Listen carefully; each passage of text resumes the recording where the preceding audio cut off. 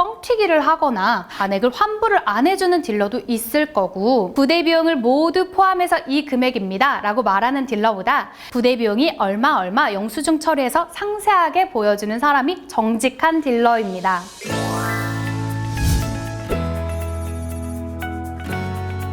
지금까지는 중고차를 구매하셨을 때 국가에 필수적으로 납부해야 하는 금액에 대해 알아보았습니다. 이제부터는 매매 상사에는 어떤 비용을 납부하는 게 맞는지 알아보도록 하겠습니다. 첫 번째, 관리비입니다. 흔히 매도 비용이라고 부르기도 하고 이 중에 가장 논란이 많은 비용이기도 합니다. 관리비는 매매 상사에서 상품용 차량을 보관하는 데 사용한 실제 비용이라는 뜻인데요. 예를 들면 매매 상사 운영비나 직원 월급, 상품용 차량, 전시 비용 등이 있다고 생각하시면 됩니다. 여기서 직원이란 딜러분들이 아니라 사무 업무나 이전 대행을 해주시는 직원분들을 말합니다. 많은 분들이 매매 상사 마진은 자동차 금액에 포함된 거 아니냐, 이건 왜 또 받냐 라고 말씀하시는 분들이 많으실 거예요. 과거에는 이 매도 비용을 손님에게 얼마인지 명시를 하지 않아도 되었기 때문에 차량 금액에 합쳐서 거래를 했는데, 이때 과도한 매도 비용을 받는 사례들이 생기다 보니 법적으로 매매 상사는 이 금액을 초과하는 비용을 소비자에게 요구할 수 없다, 그리고 그 금액은 소비자에게 꼭 명시를 해라 라는 법률이 생겼습니다. 그래서 차량 금액에 포함시키지 않고 따로 명시를 해야 한다는 점 참고 부탁드립니다. 이는 자동차 관리법 제122조이며 이때 초과할 수 없는 금액이란 매매 상사 기준 그 지역의 공영주차장 한 달 주차 요금을 초과할 수 없고요. 매입이 된 지 하루가 지나던 1년이 지나던 소비자가 내야 하는 금액은 모두 동일합니다.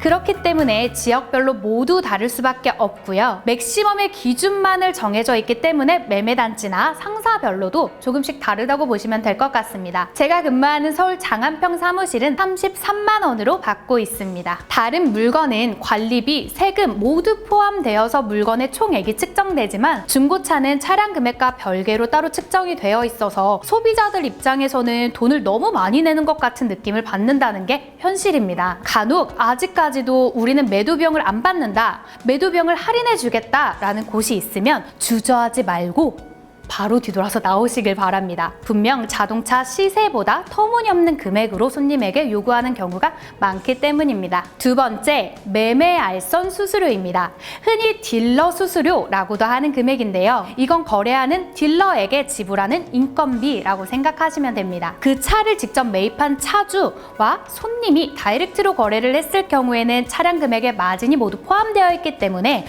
알선 수수료는 받지 않는 게 정석 맞습니다. 하지만 딜러들이 수많은 차종을 보유하고 있을 수도 없고 고객님이 원하시는 주행거리와 색상, 옵션 등 모든 조건을 맞는 차량이 내가 가지고 있는 차량과 같을 거라는 게 굉장히 드물죠. 그래서 손님이 원하는 차량을 딜러가 대신 찾아보고 사주와 조율을 하고 차량 검수를 하고 상담하고 거래하고 판매 후 하자 처리까지 모두 하는 비용, 그 비용이 바로 딜러가 움직이는 인건비라고 할 수 있겠죠. 그럼 이때 알선 수수료는 얼마를 지불하는 게 맞는 걸까요? 과거에는 법정 수수료 2.2%가 정의되어 있었지만 현재는 관련 규정이 사라지면서 거래하는 딜러와 조율하시는 게 맞습니다. 딜러마다 모두 다르지만 국산차 기준 30만 원 선에서 시작하는 경우가 대부분이고요. 하지만 100만 원짜리 차를 팔아서 30만 원을 받고 1억 원짜리 차를 팔아서 30만 원을 받지는 않기 때문에 그때그때 거래하는 차량 금액에 따라서 달라질 거라 생각합니다. 개인적으로는 이 매매 알선 수수료에 대한 법률이 생겨서 깨끗한 중고차 시장이 되기를 바라는 마음입니다. 세 번째, 성능보험료입니다.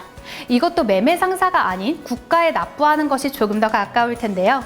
2019년 6월 국토교통부에서 소비자를 보호하기 위해서 생겨난 책임보험으로 중고차 성능점검을 의무화하고 그 기능을 보증하는 보험을 의무적으로 가입하게 했습니다. 이는 차량의 상태를 소비자에게 100% 고지를 하고 이후 차량에 하자가 생겼을 때 손해배상을 근거를 하여 소비자를 보호하게 만든 법입니다. 모든 점검은 국토교통부에서 인증한 성능점검장에서만 검사를 받아야 하고요. 이때 소비자들이 가장 걱정하는 침수, 화재, 사고 이력, 주요 부품 누유나 단순 교환, 차량의 상태와 성능을 모두 점검받습니다. 이 성능지와 차량의 실제 상태가 다를 경우 인수 30일 2,000km 이내에는 보험사에서 모두 소비자에게 보상을 해주어야 합니다. 이때 성능 보증 금액은 신차 출고일과 가까울수록 저렴하고 오래 탈수록 비싸진다고 생각하시면 되는데요. 국산차는 10만 원 이하, 수입차는 20만 원 이하인 경우가 대부분입니다. 예외로 주행거리 20만 킬로 초과 차량이나 중대형 화물차 등 책임보험 대상에서 제외된 차량도 있으니 구매하실 때 꼭 참고하시길 바랄게요.